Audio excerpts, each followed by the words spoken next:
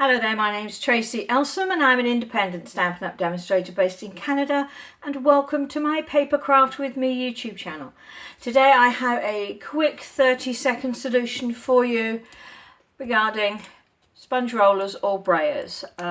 These are Stampin' Up!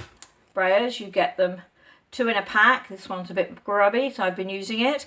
But basically in a pack you get 2 handles and 4 of these little rollers, which come out very easily, and then you can just wash the rollers, put them back into the holders like so. So that's what I've been using today. As you can see, they're a bit coloured. These are how they come when they're brand new. So 4 rollers and 2 handles. But what I wanted to show you today was how I create this kind of ombre look on the card with a brayer without creating lines that go vertically, and there's a little trick to that which I want to show you. So in order to give you a better idea, I'm going to use white paper. What was I saying that? Let's put it in half so we can see what we're doing. Okay, so the easiest way to show you is to use the darkest colour possible. So when you're using a sponge, a brayer, there's this kind. This was the old style that Stampin' Up! Used to do with a rubber roller. As you can see, it's very dusty because I don't use it very much now. But the process is the same, and in fact probably with this one I can show you better. The idea with the brayer is that when you roll it across the ink pad, is there a specific way of doing it. So you roll and you lift, and you roll and you lift, and you roll and you lift. So you're always putting your roller down at one end of the pad and dragging it across, and then going back to the top before you drag it again. Now, the reason for doing that is if I do what a lot of people do when they're using a roller, and they do that. Okay, now can you already see the problem? So having gone backwards and forwards on the pad, I've only managed to cover probably half of the roller. Now when I roll it across, you end up with stripes. Okay, so that's the problem. However, if you roll and lift and lift and lift and lift, can you see what I'm doing here? Lifting, I'm doing it very exaggerated.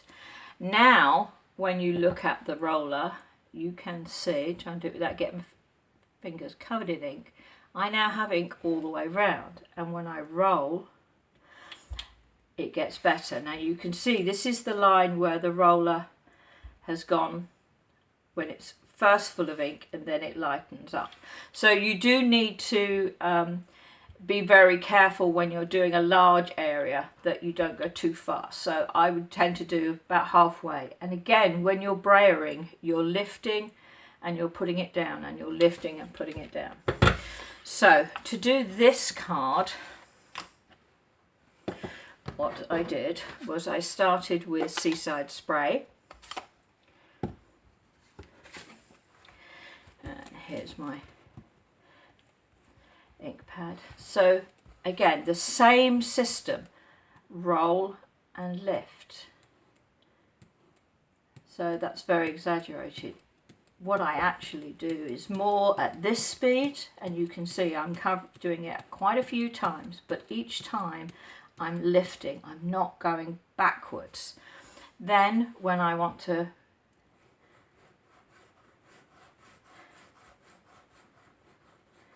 go across like that. Now initially, because this is only the start of my background, you see I'm pushing it forward this time, but I'm still doing that motion.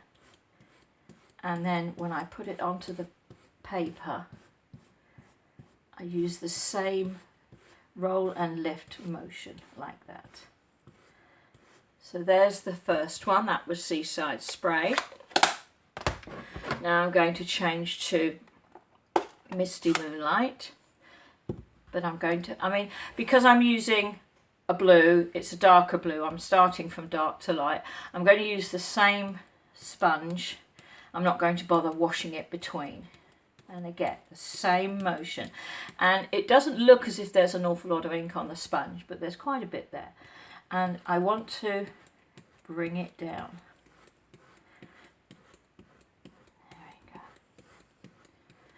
Now, if you've got a piece of card that's quite wide, what you could do is then turn it around and start off from there. And each time you can see I'm starting my roller off the card that I'm colouring onto. There we go. Like that. And then I'm going to swap to my Night of Navy. Again, that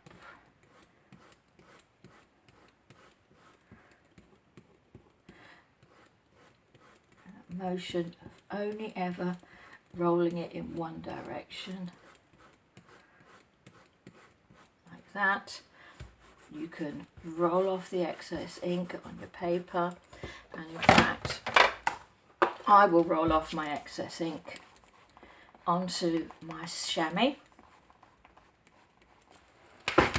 and then dry the chamois off a little bit on some kitchen paper.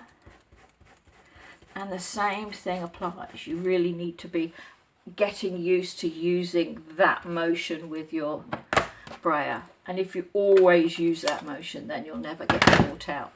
And then to finish off, I'm going to go back to the light colour. And I'm just going to bring it down again.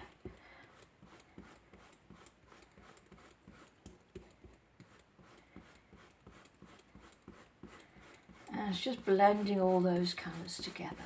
And you can really, there's quite a bit of ink on there, and you can just keep working that ink in and creating a really soft layered ombre background. And that's what I'm going to use for my project today. So there you go. Nice, quick and easy way to make sure that when you use your sponge brayer, you end up with that and not that. So I hope that's been useful. If you want any more tips and tricks, do have a look through the rest of my YouTube channel. You'll find lots of 30-second solutions in there. And every day, if you go to my blog at www.papercraftwithme.com, you'll find daily inspiration for card making and paper crafting with a new project designed by me every single day. So until then, thank you very much for watching, and I hope you'll join me again soon. Bye.